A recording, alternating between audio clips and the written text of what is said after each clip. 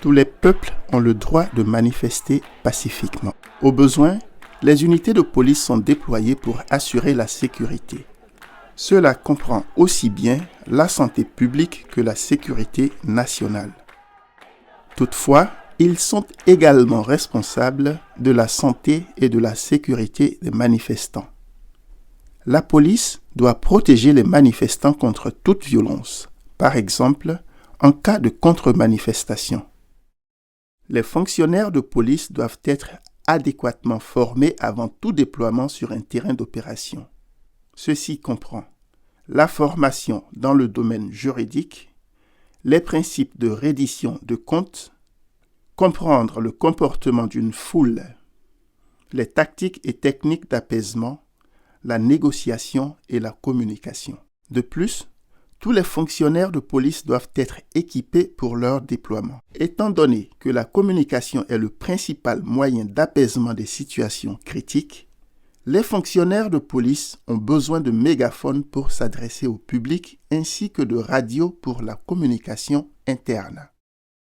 Afin d'assurer la sécurité des fonctionnaires de police, ils ont besoin d'équipements de protection comme un casque, un gilet pare-balles, avec un dispositif de protège des bras et des jambes, des gants et un bouclier.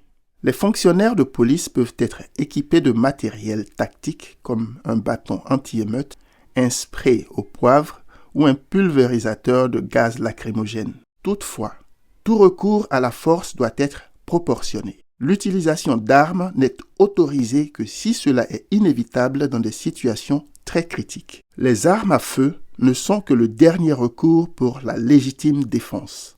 Elles ne doivent jamais être utilisées pour disperser des manifestants.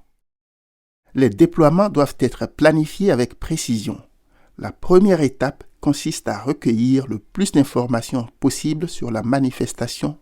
Sur cette base, une évaluation des risques est nécessaire. Un mécanisme de communication bidirectionnelle d'informations permet d'établir un partenariat entre les organisateurs et les autorités. Ensemble, vous pouvez organiser un événement pacifique.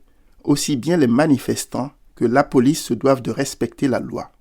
Les canaux de communication avec les organisateurs, les participants et le public doivent rester ouverts avant, pendant et après les manifestations.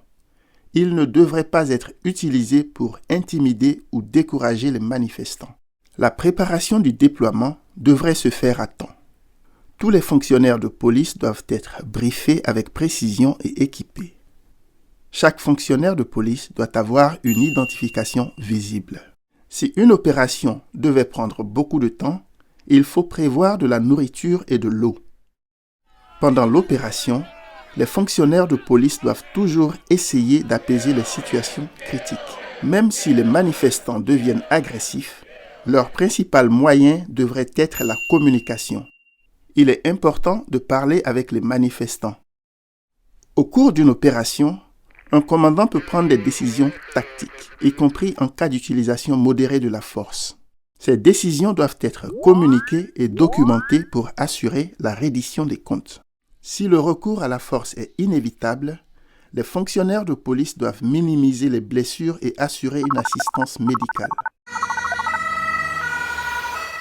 Après la manifestation, les fonctionnaires de police doivent faire un débriefing de l'opération, passer en revue la manifestation et déterminer les mesures d'amélioration.